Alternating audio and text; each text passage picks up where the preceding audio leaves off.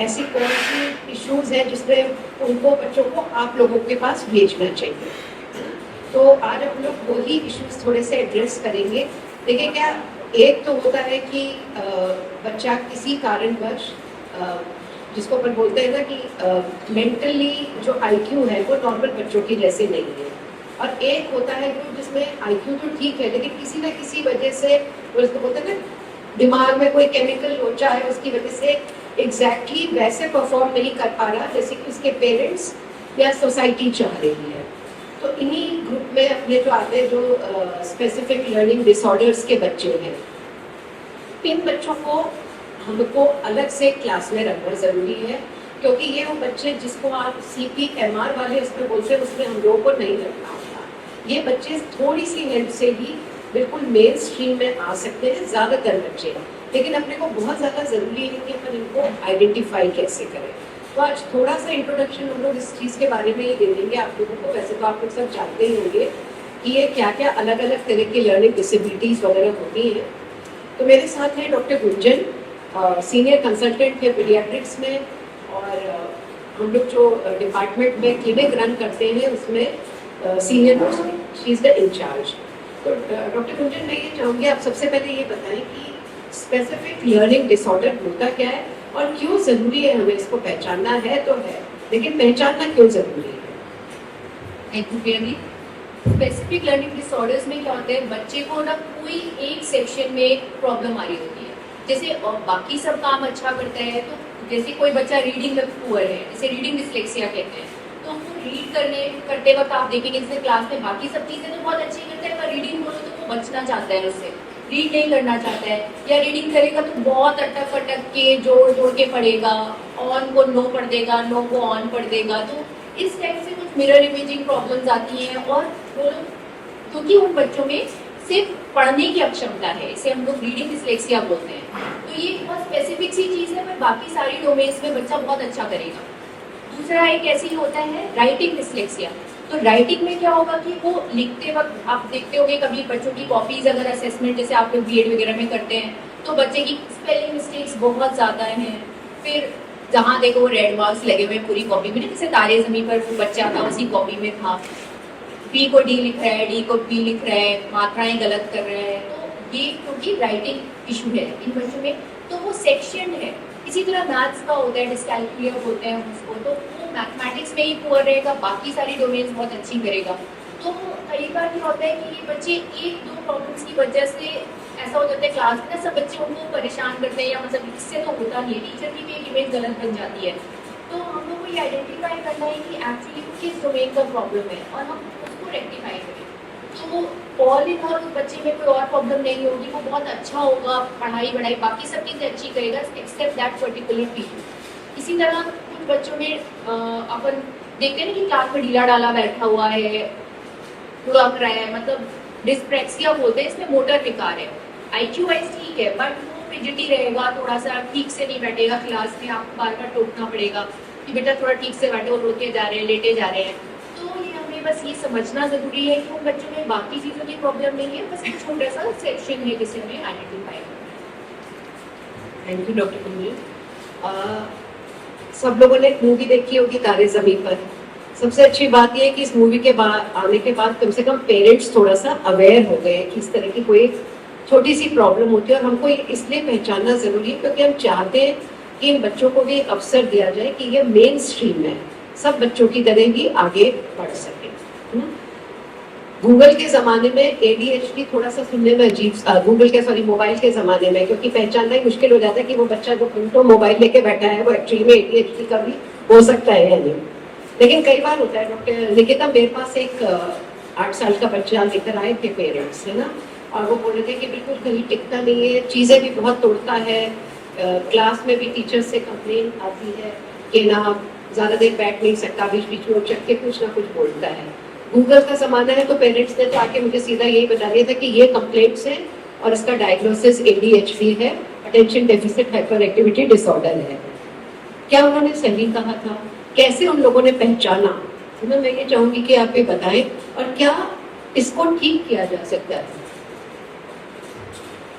तो मैम बिल्कुल बच्चा ADHD हो सकता है, जैसे कि आप सिम्टम्स बता रहे हो, जैसे ADHD attention deficit hyper active disorder. तो इसके मेनली 3 मेन कंपोनेंट्स होते हैं, इन अटेंशन, हाइपर एक्टिविटी और इम्पल्सिविटी। ये तीनों कंपोनेंट्स एक साथ भी प्रेजेंट हो सकते हैं या फिर इंडिविजुअली प्रेजेंट होते हैं। ज़रूरी नहीं तीनों बच्चों में तीनों कंपोनेंट्स मिले हर बच्चे में। तो अगर बच्चे में इन अटेंशन है, इन अटेंशन मतलब कि बच्चा डिस्ट्रैक्ट हो रहा है, अटेंटिव नहीं है क्लास में, आप कुछ बोल रहे हैं पर वो पीछे बैठा हुआ है, पीछे देख रहा है, उसका बिल्कुल भी अटेंशन नहीं है। अटेंशन स्पैन से बच्चे का बहुत कम हो जाता है, इजीली डिस्ट्रैक्टेबल। अगर बाहर किसी वॉइस आगे, साउंड आगे ट्रक की, तो वो खिड़की पे झाँकने लग जाएगा, बहुत इजीली डिस्ट्रैक्ट हो जाएगा। क्लास में बिल्कुल भी अटेंशन नहीं पे कर पा रहा है। तो ऐसा इन अटेंशन, हाइपर एक्टिव, बहुत ही रेस्टलेस है बच्चा, एक जगह बैठने में उसे प्रॉब्लम है, बैठा भी है तो हाथ पैर हिला रहा है, मतलब रेस्टलेसनेस है उस बच्चे में। आप कोई भी ऑर्गेनाइजेशन नहीं कर पाता है, किसी भी आप गेम्स में अपनी टर्न का वेट नहीं कर पाता है। जैसे अपन स्लाइड कर रहे हैं तो टर्न वाइज अपन लाइन से बच्चों को खड़ा कर रहे हैं, वो अपनी टर्न का वेट नहीं करते, बच्चों को धक्का मार के आगे बढ़ के कर लेता है। तो ऐसे बच्चे attention deficit hyper active disorder हो सकता है। वो उसके लिए हमें assessment, different behavioural screening scales होते हैं, हम असेस करके ऐसे बच्चों को आगे उनकी हेल्प कर सकते हैं स्क्रीनिंग के बेसिस पे, कौन से ग्रेड का क्या है, और फिर आगे चल के उनके बिहेवियरल थेरेपी करवा के बच्चों को इम्प्रूवमेंट में ला सकते हैं। निकिता, कई बार देखा है कि पार्टीज होती हैं, पिकनिक्स होते हैं ना, बच्चे भाग रहे हैं, दौड़ रहे हैं, एक दूसरे को धक्का मार रहे हैं, बड़ा आसान हो गया क्योंकि गूगल का जमाना है, सबको मालूम है, तो 1 मिनट में जज कर देते हैं हम लोग, वो देखो वो ADHD बच्चा है। तो क्या ये सही है? क्या कोई ऐसा तरीका होता है कि भाई ये चीज हमें इस जगह भी दिखनी चाहिए तभी हम उसको लेबल करेंगे, या पहली नजर में ही भागता दौड़ता बच्चा जिसने अपने, है ना, मम्मी की बेस्ट फ्रेंड के लड़के को एक धक्का मार के स्लाइड पे चढ़ गया, तो क्या वो बच्चा ADHD हो जाएगा? नहीं नहीं, बिल्कुल नहीं। ऐसे अधिकतर बच्चे ऐसे ही होते हैं, लेकिन अगर मिनिमम 2 डिफरेंट सिनेरियोज में, मतलब घर पे भी और स्कूल में इसका ऐसा बिहेवियर है, एटलीस्ट 2 डिफरेंट प्लेसेस पे अगर ये जज कर रहे हैं कि हाँ बच्चा स्कूल में भी ऐसे बिहेव कर रहा है, घर पे भी ऐसे बिहेव कर रहा है, पास हो जाता है तो भी ऐसे ही करता है, तो ये मेनली कंप्लेंट्स अगर 2 या मोर देन 2 प्लेसेस से आ रही तो फिर हम उसे बच्चे को हमें आगे स्क्रीन करना है। डॉक्टर तृप्ता, बात अपन लोग ADHD की कर रहे थे, लेकिन कई बार क्या होता है, ये एक शिकायत भी पेरेंट्स लेकर आए कि बच्चा उनका 6 साल का है, स्कूलिंग शुरू कर दी थी उन लोगों ने टाइमली, लेकिन कुछ भी चीज़ पढ़ाते हुए याद नहीं रख पाता है, और टीचर की हमेशा एक ही शिकायत है कि ना कुछ याद नहीं रखता है, क्लास में बिल्कुल खोया खोया रहता है, कहीं इधर उधर भागता दौड़ता नहीं है, कोई चीज़ तोड़ता नहीं है। तो क्या ADD नाम की भी कोई चीज़ होती है? क्या लक्षण होता है और अपन इसको कैसे पहचानें? थैंक यू प्रिया मैम इस क्वेश्चन को पुट करने के लिए। ADD अगर हम फुल फॉर्म बोलूँ तो अटेंशन डेफिसिट डिसऑर्डर है। इनिशियली 1980s में सबसे पहले इसी टर्म को कॉइन किया गया था, जिन बच्चों में ध्यान या एकाग्रता की कमी होती है। बाद में 1987-88 के अराउंड ADHD टर्म कॉइन कर दिया गया। तो ADD अब एक ADHD का पार्ट ही है। ADHD के 3 पार्ट थे, जैसे डॉक्टर निकिता ने बताया, एक इनअटेंशन, एक इम्पल्सिवनेस और एक हाइपर एक्टिविटी। तो जिन बच्चों में सिलेक्टिवली सिर्फ इनअटेंशन है, उन बच्चों को हम ADD में लेबल करते हैं। तो इन बच्चों में स्पेसिफिकली हाइपर एक्टिविटी और इम्पल्सिवनेस नहीं होती, एंड जैसे डॉक्टर अर्जुन ने बताया, डिस्ट्रक्शन बिहेवियर नहीं होगा। तो इन बच्चों की मेन कंप्लेंट्स क्या होंगी? क्लास में ध्यान नहीं देना है, कुछ मैम बता रही है तो खोए अपनी दुनिया में खोए रहेंगे, आप कुछ भी दोगे तो वो अपना टास्क कंप्लीट नहीं करेंगे या स्टार्ट ही नहीं करेंगे, चीज़ें भूल जाएंगे, बहुत केयरलेस मिस्टेक्स होंगी। तो ये सब कंप्लेंट बहुत नॉर्मल लगती है हम लोगों को, पर ये भी एक स्पेक्ट्रम है ADD का। बेसिकली क्या होता है कि ये कई बार मिस आउट जाता है अगर हाइपर एक्टिविटी इम्पल्सिवनेस नहीं है तो बच्चे में, क्योंकि इसके बहुत सारे डिफरेंशियल्स हैं। मान लीजिए स्लीप डिसऑर्डर है, किसी बच्चे को शिकायत है नींद की शिकायतें बहुत सारी होती हैं, तो अगर स्लीप अगर बच्चे की प्रॉपर नहीं रहती है तो भी बच्चे का इरिटेशन रहता है, पर वो कम्प्लीटली डिफरेंट थिंग है। एंजाइटी है, डिप्रेशन है, अगर ये चीज़ें होती हैं तो बच्चा तब भी इरिटेशन शो करता है, पर ADD सबसे अलग है। तो हमें जब भी बच्चों को इवैल्यूएशन करना है तो हमें फिगर आउट करनी है कि ये बाकी चीज़ नहीं हो बच्चे में, और बच्चे सिर्फ बिहेवियरल डिसऑर्डर जैसे ADD है वो हो। तो हम लोग DSM क्राइटेरिया यूज़ करते हैं। उसमें अगर बच्चा 16 साल से कम का है तो उसमें 6 पॉइंट या फिर उससे ऊपर अगर क्राइटेरिया में आ रहे हैं तो हम ADD लेबल करते हैं, और अगर बच्चा 16 ईयर्स के ऊपर है तो मोर देन 5 क्राइटेरिया, 5 और मोर देन 5 क्राइटेरिया। 6 महीने का पीरियड होता है, उसमें 2 सेटिंग्स में होना चाहिए चीज़, स्कूल या फिर एनी अदर प्लेस, होम। तो इस तब हम लेबल करेंगे कि एडीडी है या नहीं। उसके बाद basically the treatment is not any drugs but therapy. तो इन बच्चों को हम थेरेपी से ऑर्गेनाइज प्ले सिखाते हैं एंड बहुत सारी मेंटल एक्टिविटीज अलग तरीके से कराते हैं, जिससे कि वो लोग का एकाग्रता वाला पॉइंट इंप्रूव हो सके। Any questions? डॉक्टर गुंजन, कुछ भी आप पूछ सकते हैं बिल्कुल आराम से। सोच लीजिए, अपन यही चीज बाद में भी ले लेंगे। डॉक्टर गुंजन, पड़ोस में मेरे एक 5 साल का बच्चा रहता है, कई बार मुझे सुनाई देता है बिना मतलब बोलते रहना। फैमिली से वैसे ही बात की तो कहते हैं कि किसी से ज्यादा फैमिली वालों से आई कांटेक्ट नहीं करता, प्रेफर करता है कि वो अकेला ही बैठा रहे। मदर से बात की तो कहते कि नहीं, ये मेरा बच्चा जो है ये लोनर है। तो क्या बच्चा लोनर है या ऑटिस्टिक है, जो कि मदर नहीं पहचान पा रही है? और बहुत जरूरी है कि हमें इन बच्चों को जितना यंग कैच कर सके, तो कैसे हम लोग आइडेंटिफाई करेंगे? Thank you the. एक्चुअली ये बहुत इम्पॉर्टेंट है। होता क्या है कि जब बच्चा बहुत शांत होता है या अपने में खोया रहता है, जैसे कि आपने बताया, तो यूजुअली पेरेंट्स शुरू में तो बड़े खुश होते हैं कि भाई बच्चा तो बड़ा शांत है, हमने यहाँ बैठा दिया, वो वहीं बैठा हुआ है, अपने में ही खेल रहा है, किसी से झगड़ा नहीं, कोई डिमांड नहीं। तो at times we miss it. लेकिन कहीं ना कहीं ये समझना जरूरी है कि जैसे हमारे बाकी बच्चे हैं, बच्चा सबसे अर्ली क्या काम करता है, जब माँ को देख के मुस्कुराना, आंखों में आंखें डाल के आपसे रिएक्शन कनेक्ट करना शुरू करते हैं एज अर्ली एज 3 मंथ्स। 3 महीने का बच्चा भी माँ को देख के आंखें बांध के मुस्कुराता है। तो ये अर्लीस्ट साइन है वैसे समझने के लिए कि बच्चे ने अगर 6 महीने या 7 महीने की उम्र तक नजर बांध के देख के मुस्कुराना शुरू नहीं किया, तो इसे हम रेड फ्लैग में रखते हैं। मतलब ये बहुत इंपॉर्टेंट है। दूसरा माइलस्टोन आता है जब बच्चा बोलना शुरू करता है, इंटरैक्टिव होना शुरू करता है। तो ये सारे जो एज वाइज माइलस्टोन्स है, अगर ये लैग करने लगते हैं अपने रेड फ्लैग लेवल से ऊपर, जैसे 2 महीने पे आनी है जो चीज़, अगर 6 महीने तक नहीं आई, दैट मीन्स अब वो डिले हो रही है। 2 से 3 4 महीने तक कोई भी बच्चा आगे पीछे होता है, वो इतना वरिड वाली चीज़ नहीं है। बट अगर नज़र नहीं बांधता, किसी से इंटरैक्ट करना नहीं चाहता, वो अपने में खुश है, आपने मोबाइल पकड़ा दिया तो वो मतलब वो 2 दिन भी काट दे शायद, उसको मुंह प्यास किसी चीज़ की ज़रूरत नहीं रहती है। तो ये सब रेड फ्लैग्स में आते हैं कि कहीं ना कहीं बच्चे में ऑटिज्म स्पेक्ट्रम डिसऑर्डर है। तो 5 साल, जैसा कि दीदी ने बताया, 5 साल का बच्चा अगर इस तरह का बिहेव कर रहा है तो we have to look for it. जो टिपिकल एज है ऑटिज्म डायग्नोसिस की यूरोप या यूएस में है, वो है 1.5 साल। 1.5 साल पे ऑटिज्म डायग्नोस हो जाना चाहिए। इंडिया में जो एवरेज एज है वो है 4.5 से 5.5 साल। तो अपन बहुत लेट करते हैं, डिनाइल फेज रहता है, हो जाएगा, बोल लेगा। तो 2 चीज़ें ज़रूर याद रखना, आई कांटेक्ट होना बहुत ज़्यादा, पॉइंटिंग, दूसरी चीज़ पॉइंटिंग फिंगर की, कुछ चाहिए, पानी का ग्लास चाहिए तो वो पॉइंट करता है या नहीं करता, या आपको खींच के ले जाता है वहाँ पे कि भैया मुझे पानी चाहिए तो खींच के ले जाएगा, पॉइंट नहीं करेगा। प्लस मोस्टली बच्चे ऑटिज्म में रिग्रेशन देखा जाता है कि वो मम्मा पापा बोलना शुरू किया, फिर बोलते बोलते चुप हो गए, तो बोलना बंद कर दिया वो। तो ये सबसे बड़ा रेड फ्लैग होता है ऑटिज्म के, कि पहले बोलता था, चाहे 2 शब्द ही बोलता था, और अब वो बोलना बंद कर दिया। यूरोप में, यूएस के अंदर एक प्रोग्राम होता है, उसको बोलते हैं अर्ली इंटरवेंशन प्रोग्राम।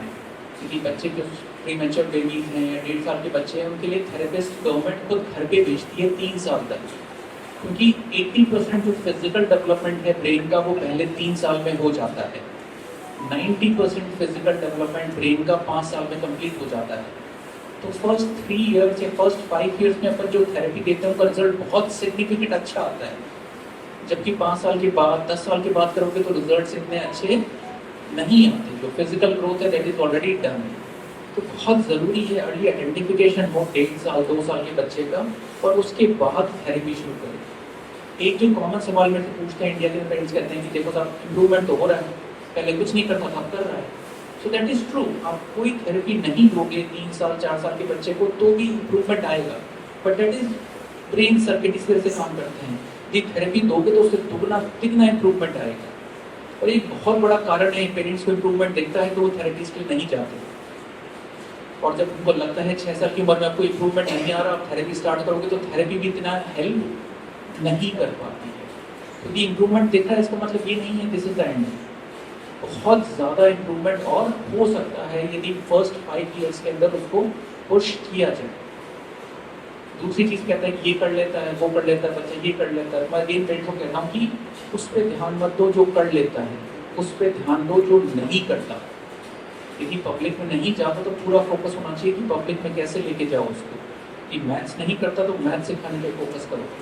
पेंटिंग बहुत अच्छा करता है, इट्स फाइन, अच्छी बात है, और जो कर रहा है अच्छा है, जो नहीं कर रहा वो अपना टारगेट होना चाहिए कि वो करवाना है।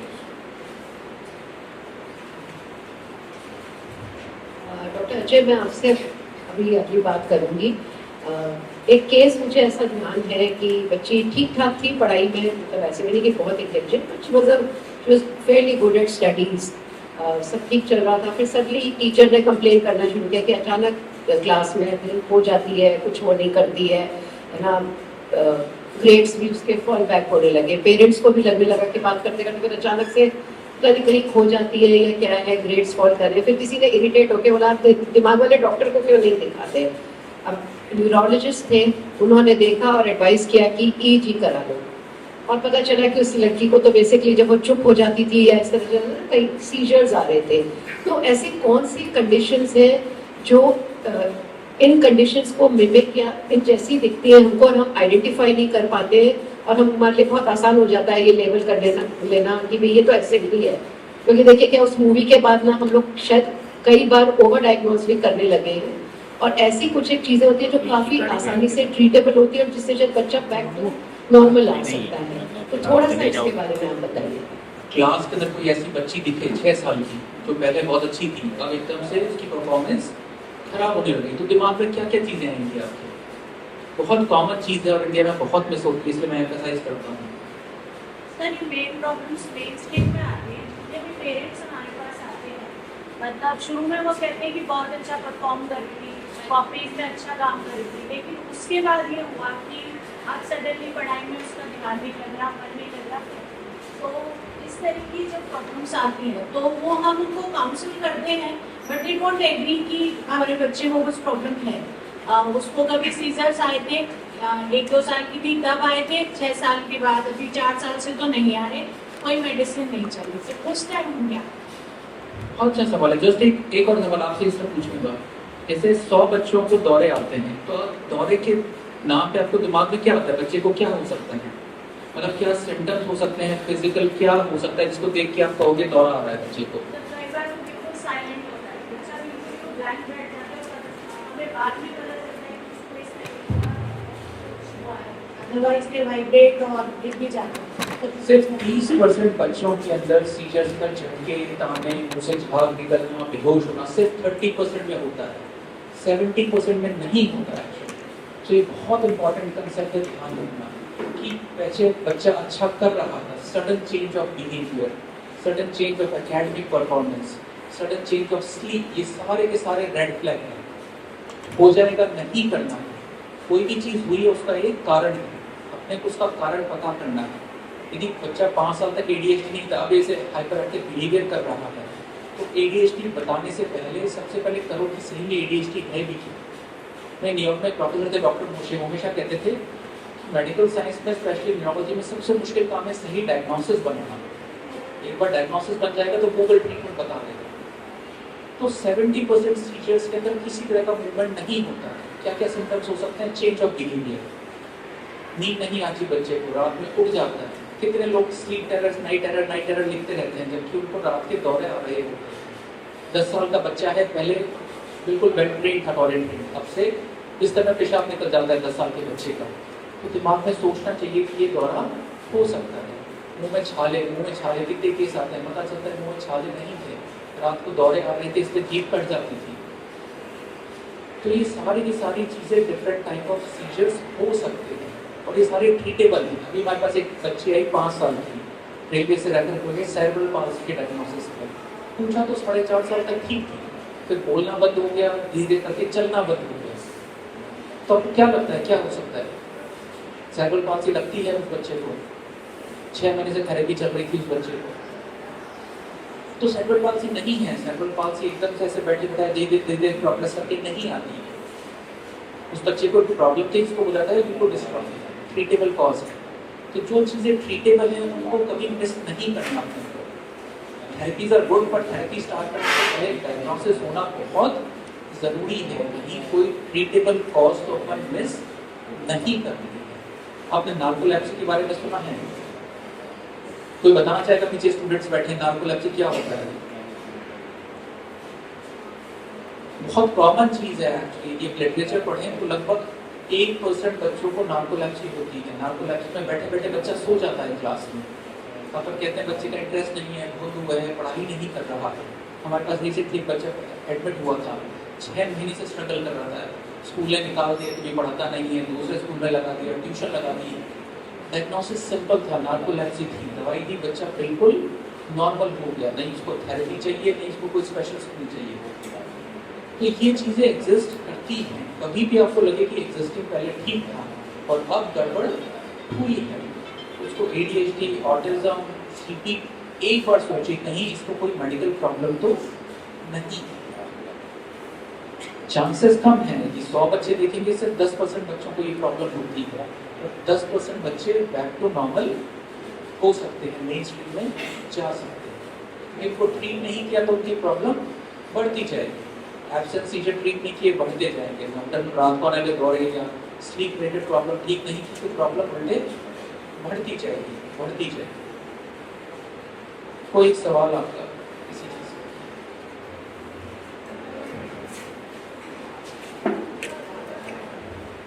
तो जैसे आप मुझे बताया कि सीजर्स बहुत डिफरेंट टाइप्स के होते हैं, बच्चों में भी होते हैं।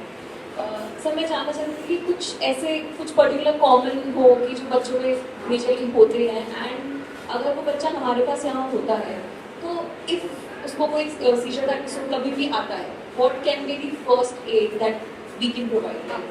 फर्स्ट चीज़ जो हम कर सके, ऑब्वियसली मेडिकल हेल्प डेफिनेटली वो तो आगे रेफर होगी, बट उस मोमेंट पे एक जो वहाँ पे अगर नुकसान है उसे क्या करना चाहिए?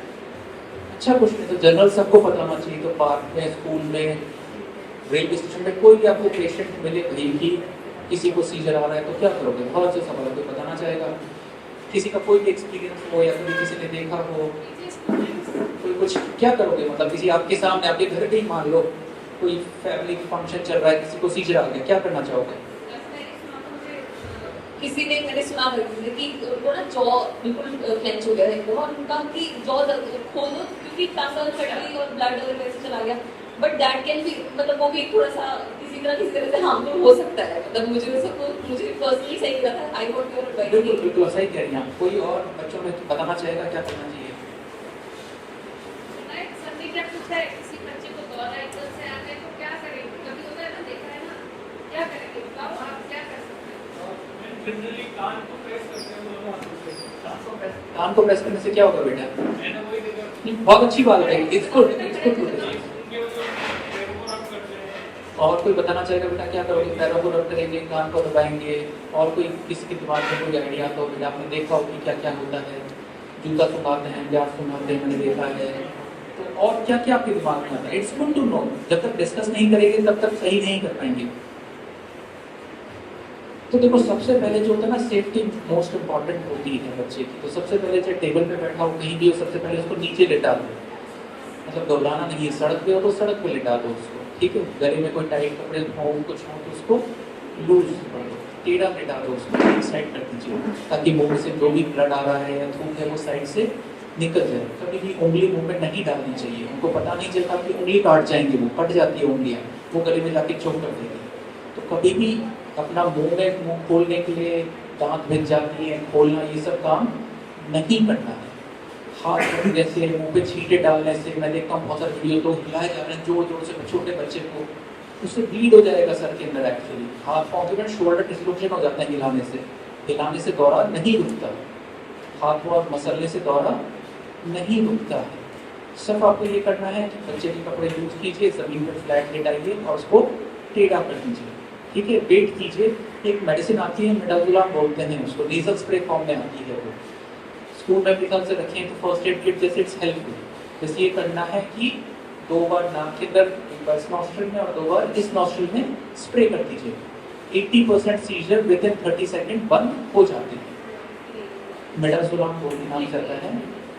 It's a very simple nasal spray, जैसे मतलब जैसे अपना परफ्यूम की बॉटल में स्प्रे करते हैं, एग्जैक्टली बस नाक में 2 बार यहाँ स्प्रे कीजिए। 80% time it will stop the seizure. कभी भी मुंह में कुछ मत डाल दीजिए, कभी भी जबरदस्ती मुंह खोलने की कोशिश नहीं करनी है। 90% seizure within 3 minutes about हो जाते हैं। और यदि 3 मिनट में भी खत्म नहीं हो रहे, स्प्रे अगेन, फिर भी नहीं हो रहा, तो फिर एम्बुलेंस से हॉस्पिटल शिफ्ट कीजिए। और कोई कुछ पूछना चाहेगा किसी बच्चे से? There is a term digital autism. मतलब आजकल ना इंस्टाग्राम पे इन्फ्लुएंसर्स पे डॉक्टर्स होते हैं, वो सब इसके बारे में बहुत बात करते हैं। So could you please aware about this? Gunja ji, आप मॉडल बोलना चाहिए। Thank you doctor Ajay. Doctor Ajay को पता है कि I very strongly endorse this thing कि children should always be kept away from mobile. And right now क्या है सिनेरियो कि पेरेंट्स ऑलवेज फील कि it is so easy to control a child. अगर वो खेल रहा है, कोई गलत चीज़ की जिद कर रहा है, तो ये लो मोबाइल। आई थिंक मैम भी एग्री करेंगी, अभी अभी उन्होंने किसी एक पेरेंट को टोका भी था कि आपने मोबाइल क्यों दिया बच्चे को।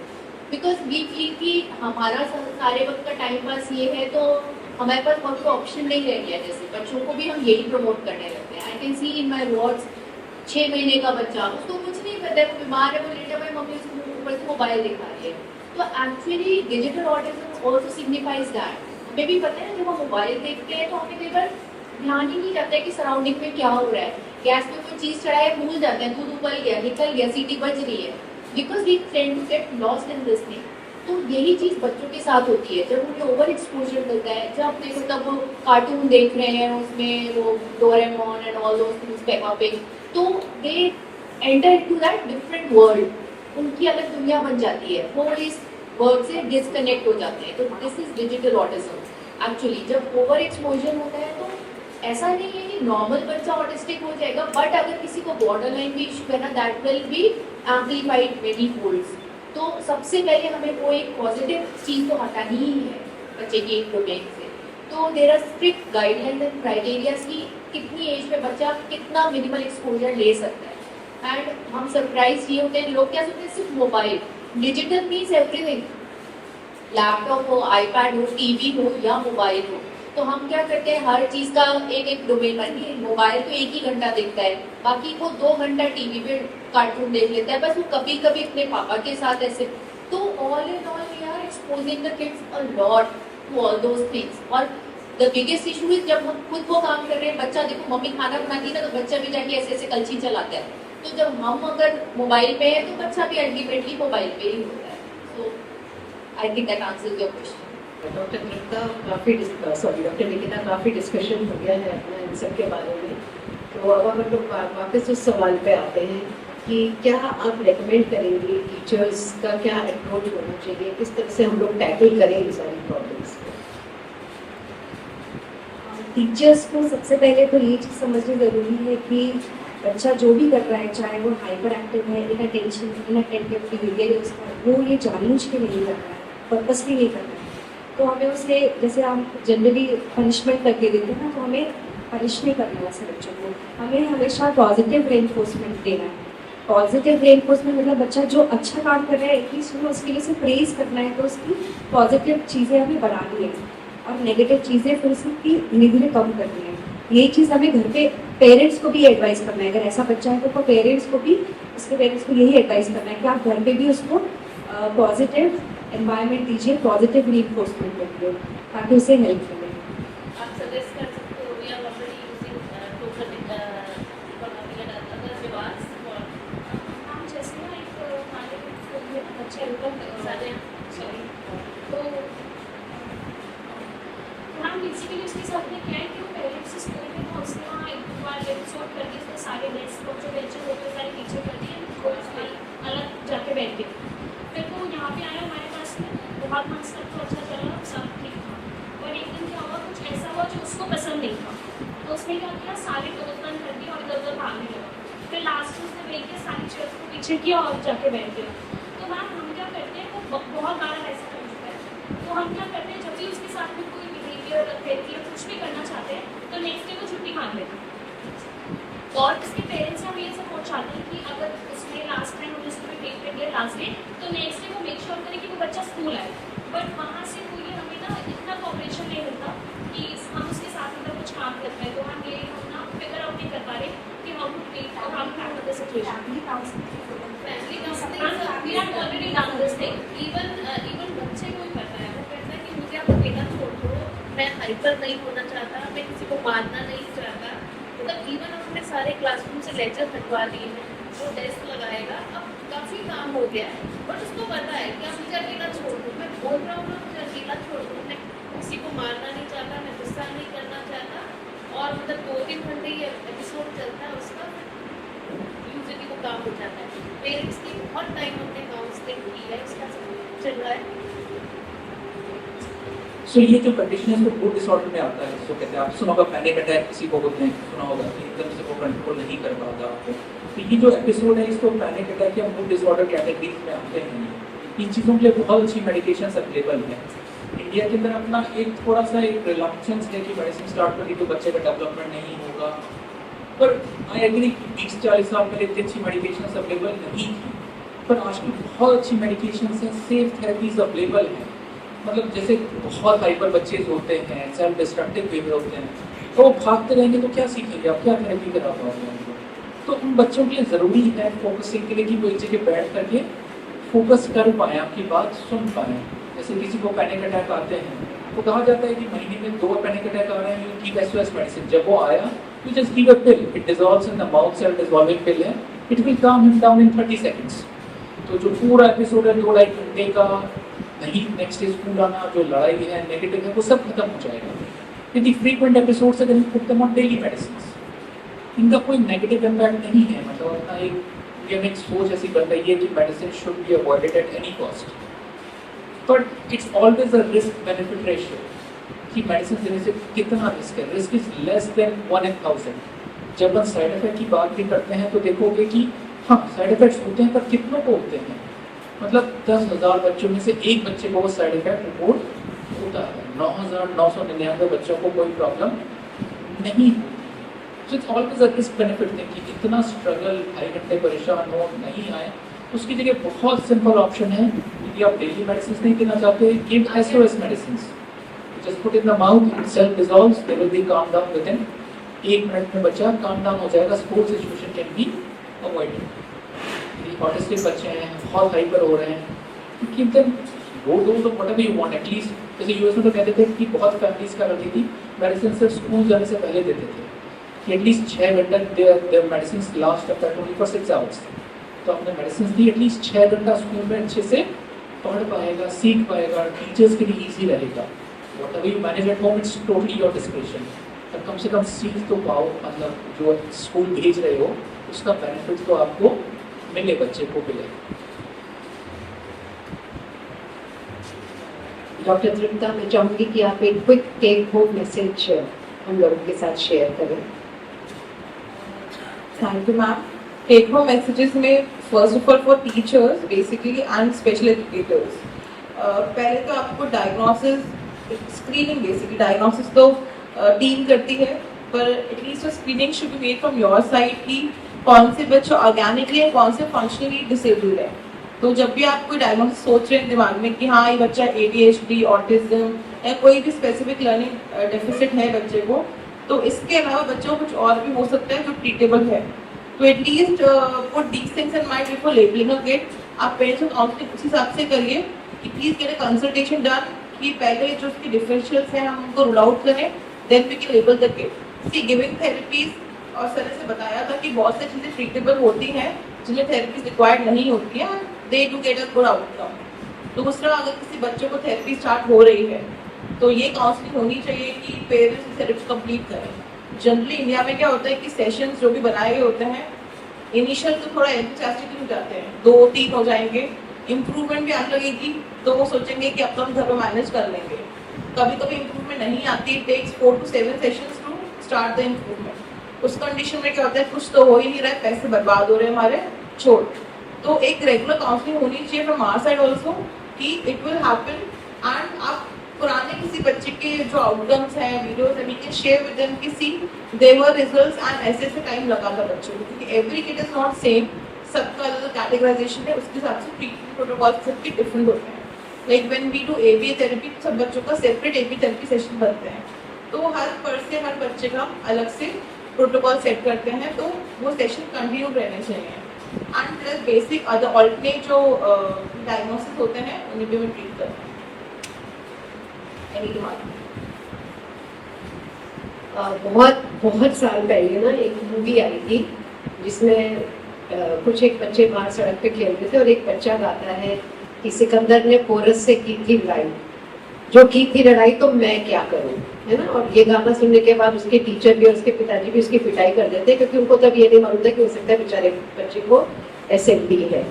तो ज़रूरी है कि आप जैसे टीचर्स और मेरी टीम वाले पीडियाट्रिशियंस, यदि हम लोग मिलके काम करते हैं, तो मुझे खुद अपने ऊपर ये पूरा भरोसा है, क्योंकि मैंने ये पर्सनल लाइफ में भी देखा है कि हम लोग इस तरह के बच्चों को बहुत इजीली मेन स्ट्रीम में ला सकते हैं। देखिए जो बहुत सीवियर है वो अलग चीज़ है, लेकिन सबसे ज़्यादा ज़रूरी कि जहाँ हम इन बच्चों को अपनी मेहनत से मेन स्ट्रीम में ले आते हैं, वहीं पे सोसाइटी का भी और इन बच्चों का भी आउटलुक बहुत चेंज हो जाता है।